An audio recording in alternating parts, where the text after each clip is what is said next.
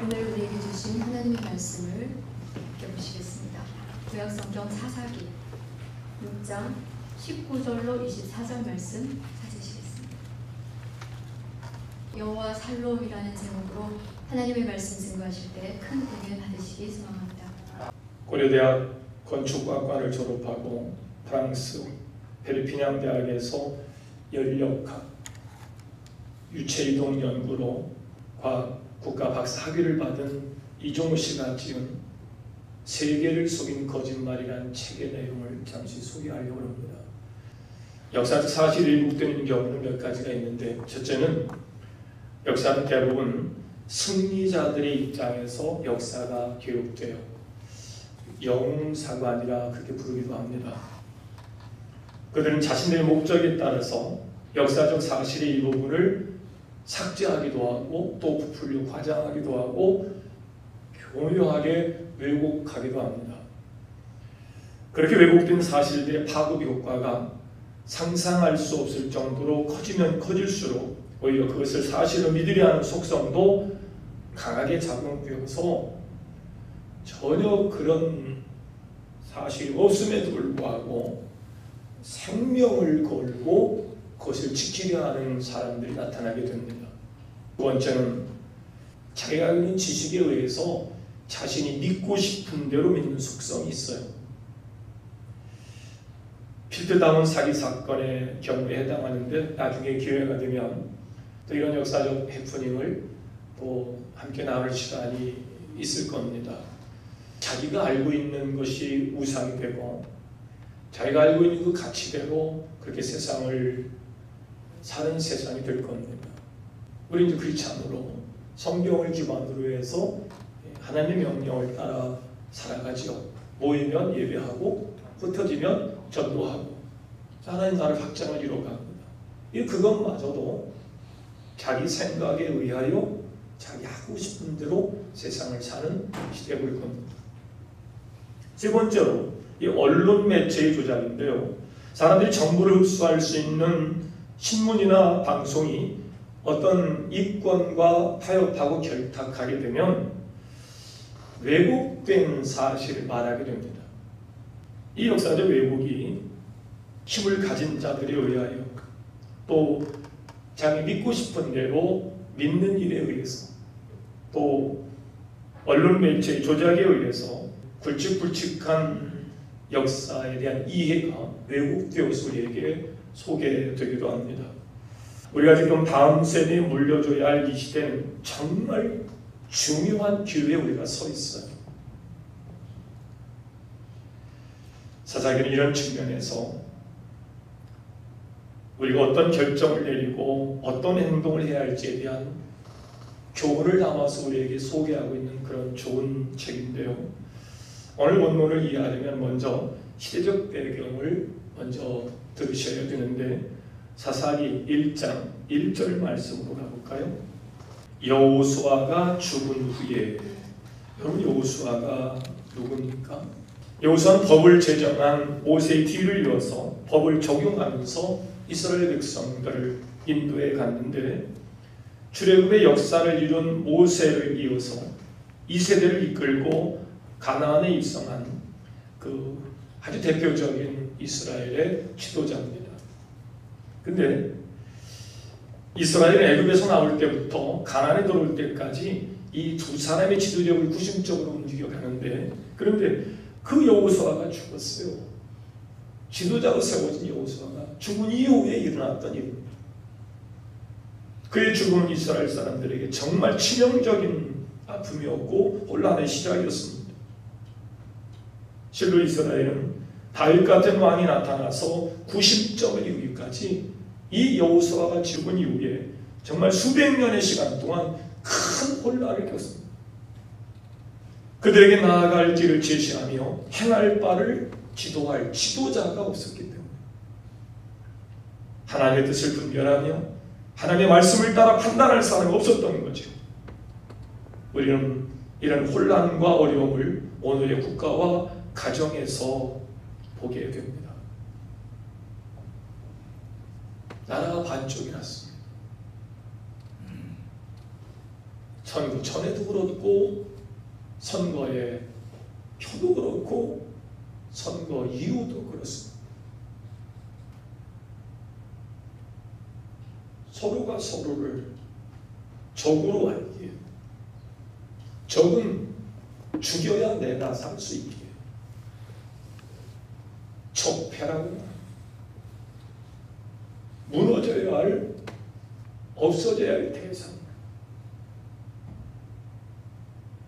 여러 무리와 또 그 공동체를 이야기하는데 교회는 우선적인 적폐의 대상으로 이야기합니다. 해상되어야 할 공동체라는 거죠.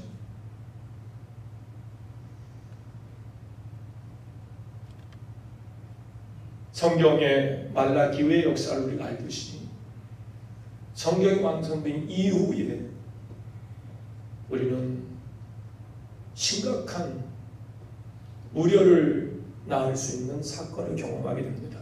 바로 1347년, 48년에 있었던 유럽의 흑사병 사건입니다.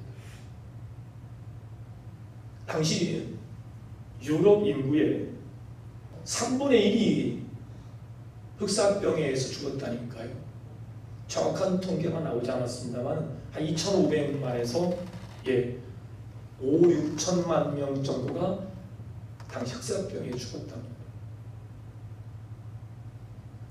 초대교회 역사 이후에 하나님은 이 복음의 역사를 아시아가 아닌 유럽으로 촛대를 그렇게 옮겨가세요.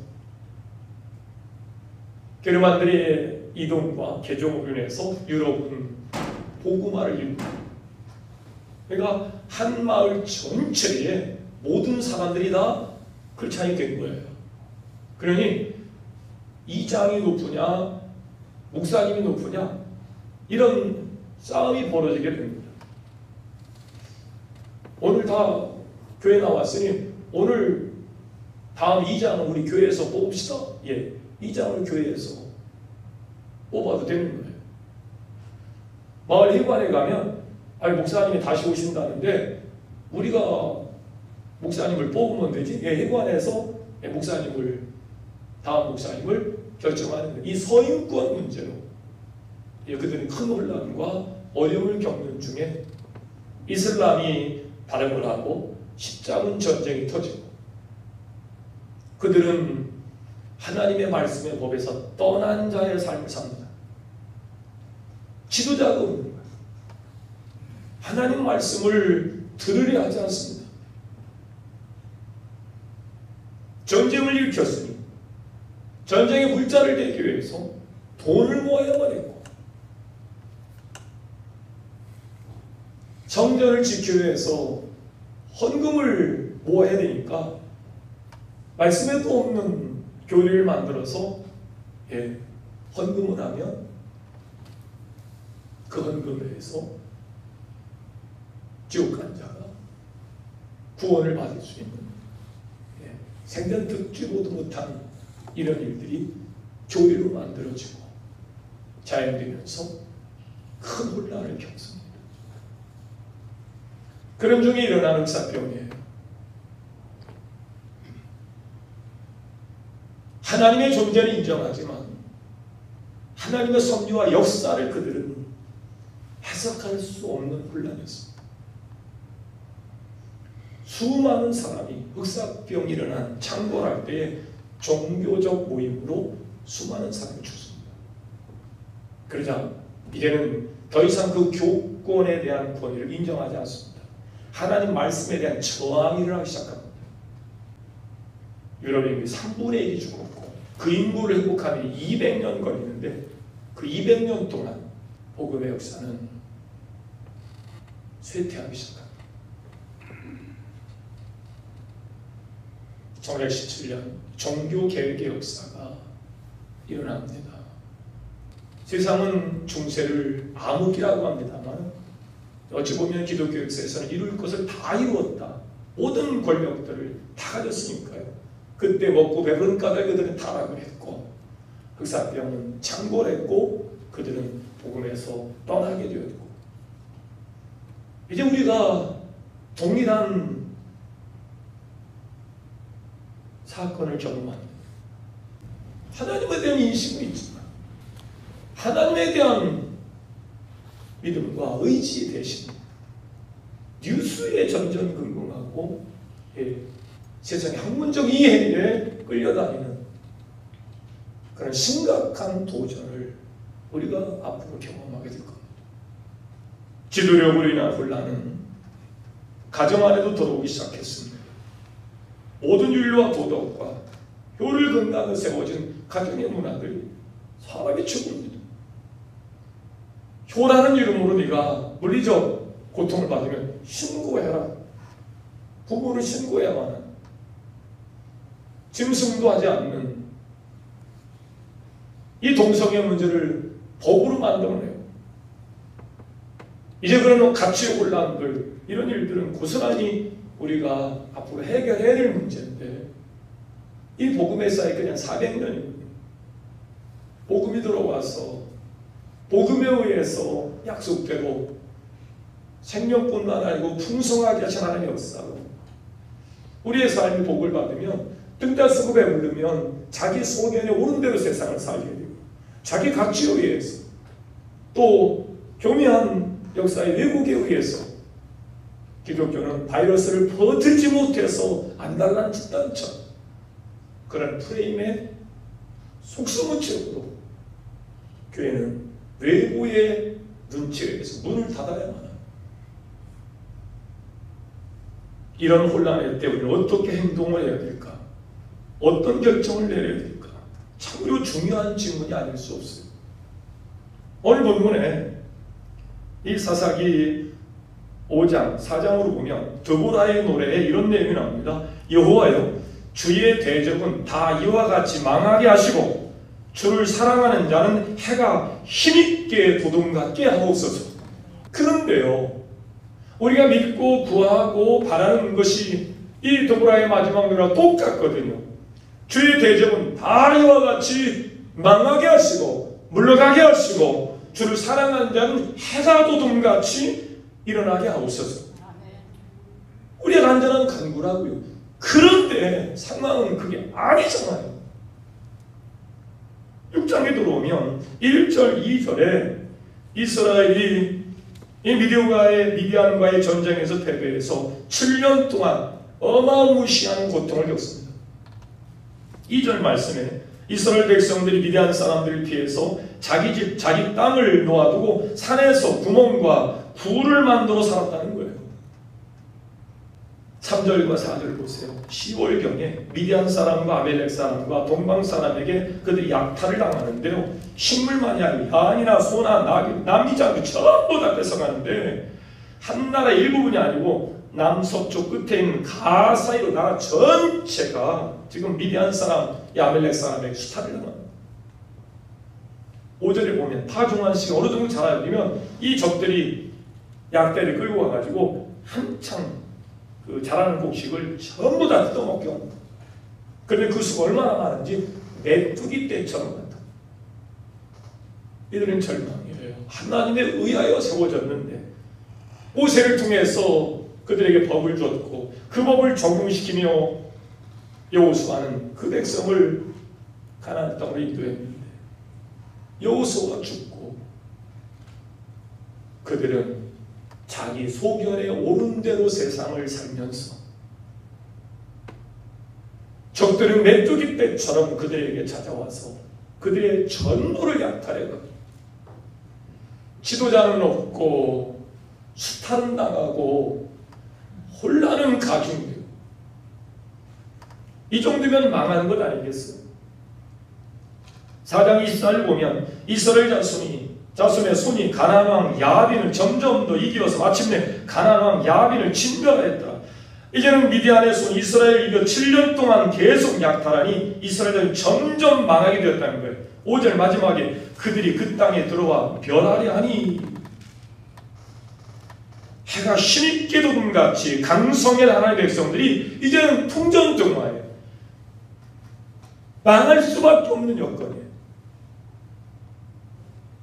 이 일어난 일이 사사기로 이렇게 해석합니다. 다름 아닌 그들이 고치지 못하는 어리석음 때문이다. 즉 하나님의 말씀을 청종치 아니하고 이방신들을 섬겼기 때문이라는 거예요.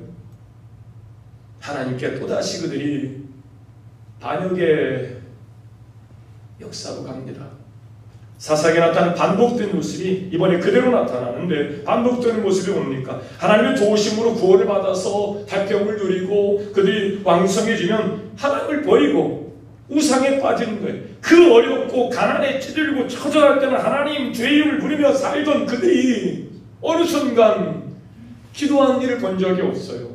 헌신한 일에 참여한 일을 본 적이 없어요. 다 바빠. 내일에 바빠.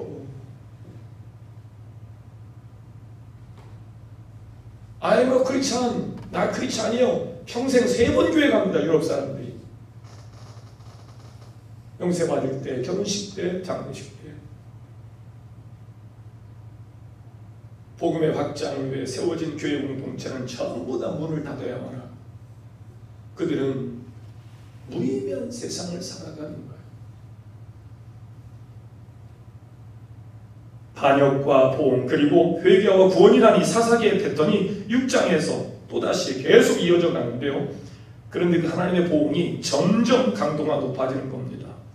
하나님의 말씀에 불순종은 갈수록 더 강력한 경고와 책망의 일들이 일어나기 시작합니다. 그래서 하나님 메뚜기 뼈와 같이 수많은 대적자들 그에게 보내서 이스라엘 자손들을 지금 고통 중에 모르는 이유예요. 이거를 기드온이 아는 것은 하나님의 인식은 있는데, 이런 메커니즘, 이런 일들이 어떻게 어떤 일들로 귀결될 것인가에 대한 해석을 할 만큼의 영적인 지도자가 아닌 이 기드온에게 하나님이 나타나신 겁니다. 여러분, 우리 믿는 사람들은 하나님을 사랑하는 자가 되어야 될 줄로 믿습니다. 그래서 해가 도둠같이 천대까지 은혜를 받으며 그 광선으로 땅에서 움이 도둠같이 새풀이 돋아나야 될 줄로 믿습니다. 근데 나타나는 현상이 그게 아니라면 왜 이런 일이 벌어지는가에 관한 해석을 해줄 수 있는 지도자가 일어나야 되는데 지도자가 없으니까요. 전전긍긍하고 육으로 보는 것, 느끼는 것, 자기 속에 오른 대로 크리스찬들이 살아요. 짐승과 같이, 짐승만도 못한 가치를 가지고 세상을 살아갑니다. 사람이 죽습니다. 잘못된 것은 가르쳐야죠. 그래서 성숙함으로 가야지요. 하나님의 형상과 모양으로 회복시켜야지요. 그것을 그들의 선택이라고 내버려 두면 우리는 짐승과 같이 사는 겁니다. 가정이 허물어져 갈 때 부모는 뼈를 깎는 아픔 속에서 그 자녀를 눈물로 다시 돌아오기를 위해서 기도하는 것이 부모의 마음이지요. 그냥 내버려 둘 일이 아니죠. 가르쳐야지요. 잘못된 것은 가르치고 죄라고 가르치고, 그래서 성숙함으로 가야 되지요. 그게 우리에게 주어진 사명이죠. 그럴 즈음에 요아스의 아들 기드온에게 하나님이 찾아오십니다. 이 기드온은 아버지는 우상 숭배자였고 가정은 미약했고 그 생계에 인연했던 평범한 사람이에요. 그에게 하나님의 사람이 기드온에게 나타나서 얘기하는 겁니다. 내가 너를 보내겠다. 기도는 하나님의 인식이 있었어요.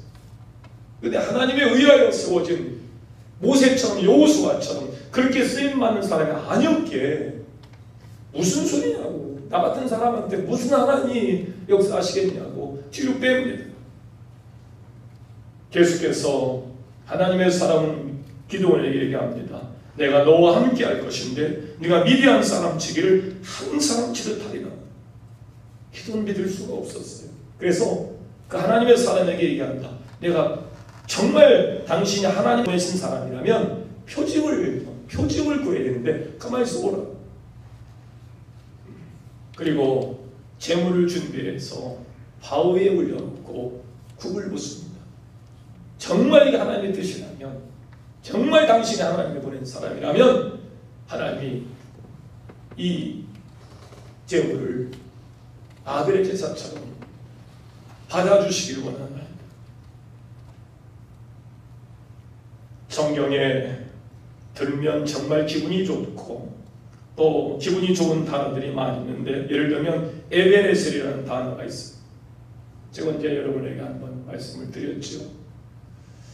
얼룩의 역사 가운데 교회를 세우는 발버둥, 정말 이 몸부림을 하나님께서 긍휼히 여기시면 어느 순간 교회가 세워지고 하나님의 음성이 들려지고 하나님의 역사가 나타날 때 우리 예배당 입구에 큰 돌을 세워서 에베네셀, 그 뜻은 도움의 돌이라는 뜻인데, 블레셋의 침입을 하나님께서 막아주시고 도리어 승리하게 하셨음을 감사하여 세운 돌. 그래서 여호와께서 여기까지 우리를 도우셨다.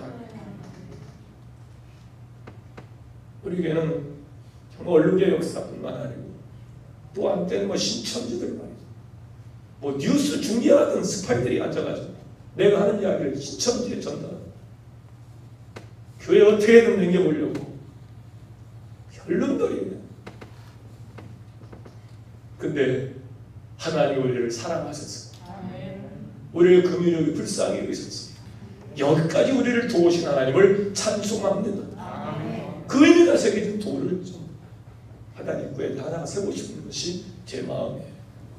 오늘 또 하나의 단어를 소개합니다. 따라해 보실까요? 여호와 샬롬. 아시는 것처럼 여호와는 평강이다, 그런 뜻이에요.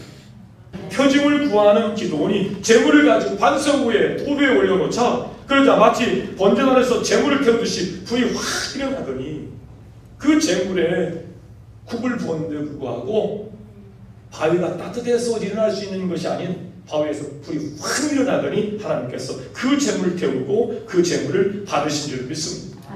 기도원이 거기서 떠옵니다. 내가 이거 눈이 어두워서 내가 하나님을 뵙네요. 하나님 본 자는 죽는데 이거 두렵기만 하고, 너는 이 기도원에게 하나님 말씀하십니다. 너는 안심하라, 두려워 말라, 죽지 아니하리라. 요즘 같아서는 정말 죽을 것 같은 그런 어려움이에요. 당장 죽는 어려움이 아니고 앞으로 우리 후대들이 겪을 일을 생각하면 정말 어려워요.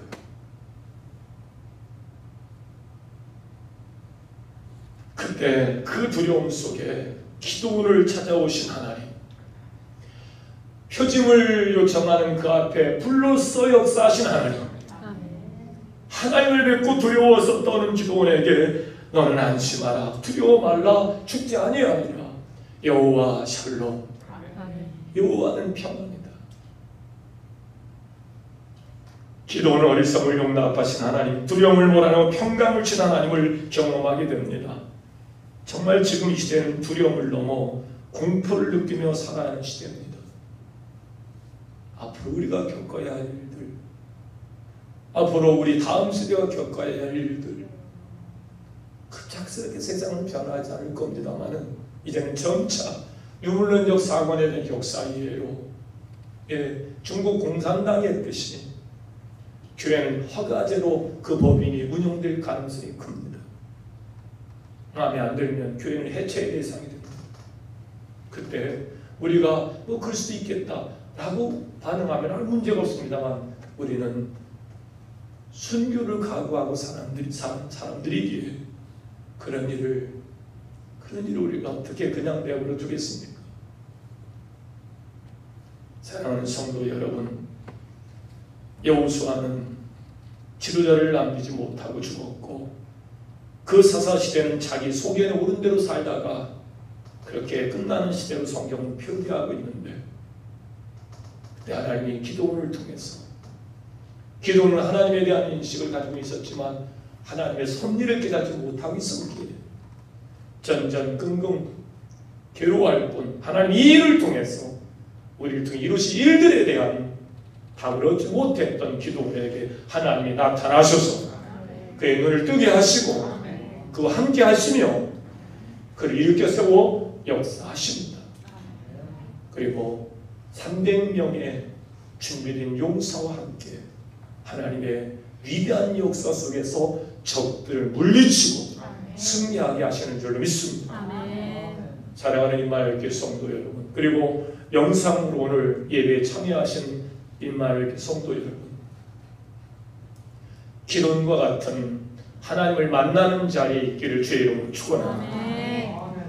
전전긍긍하고 괴로워 떨 것만이 아니고 하나님의 음성을 듣고 눈을 뜨시고 주시는 힘을 가지고 나아가십시다.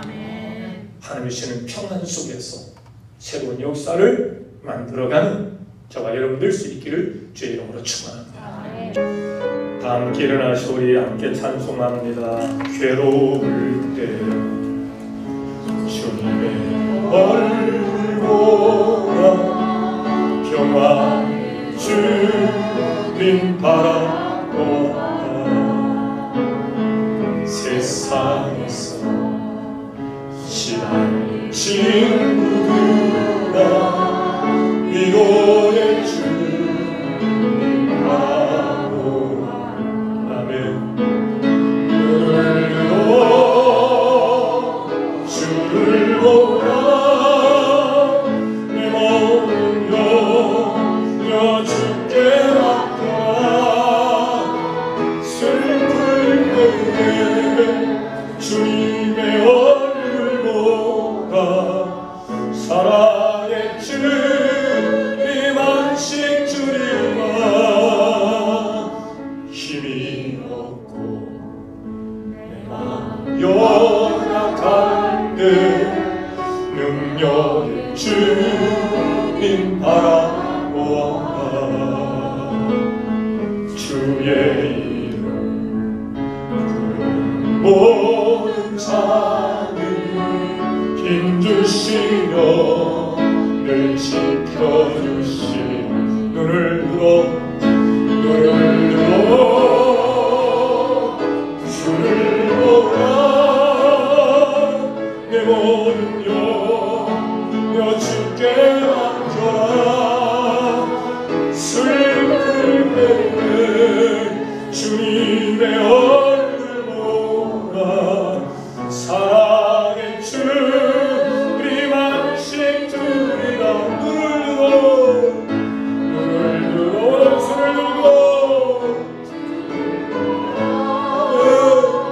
내 몸을 여겨 주께 맡겨라 슬플 때에 주님의 얼굴 보라 사랑의 주님 안식 주리라 눈을 들어 주를 보라 내 몸을 여겨 주께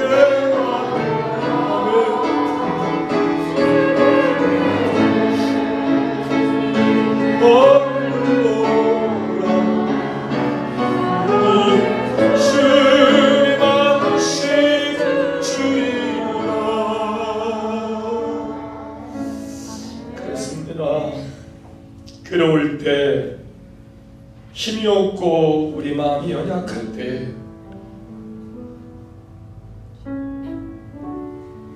하찮았던 기도원에게 찾아오셔서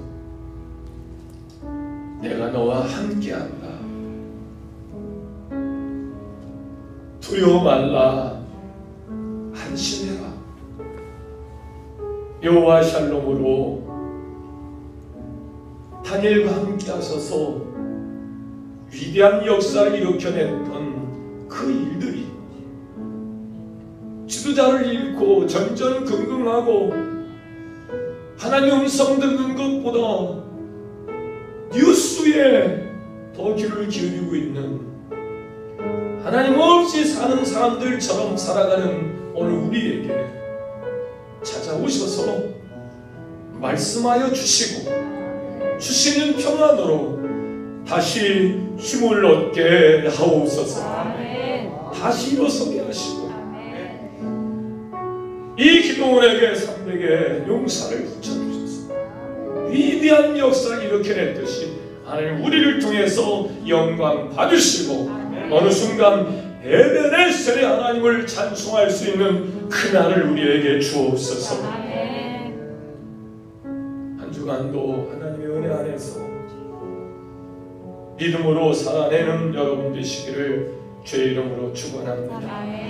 위탁의 말씀입니다. 성도의 사명은 무엇입니까? 생명원입니다. 땅끝까지 이르러 복음의 증인으로 꼭 사십시오. 아멘. 그렇게 살겠습니다. 아멘. 기도합니다. 지금은 우리를 죄에서 구원하신 예수 그리스도의 은혜와 하나님 아버지의 극진하신 사랑하심과 성령님의 감화, 감동, 내주 긍휼하심의 특별한 은총이 오늘 기도문이 메뚜기 때처럼 아멜렉과 블랙 사람들의 고통을 당하던 그 시대에 동일한 혼란과 아픔과 어려움을 겪고 있는 우리 임마누엘 교회 교우들에게 찾아오셔서 내니 두려워 말아라, 안심해라, 그리고 이시는 여호와 샬롬 그 평안으로 다시 위로를 받고 힘을 얻으며 내게 주어진 사명이 천사들도 흠모할 만한 사명인 것을 알고 그렇게 주신 사명대로 말씀드릴 때 몸이 되어서 은혜와 사랑으로 감화와 감동으로 교통으로 역사하시는 하나님의 은혜 가운데 머물러 살며 그렇게 역사를 일으켜내는 일에 쓰임받기를 결단한 모든 권속들 머리 위에 지금부터 영원토록 함께하여 주옵시기를 간절히 축원하옵나이다. 아멘.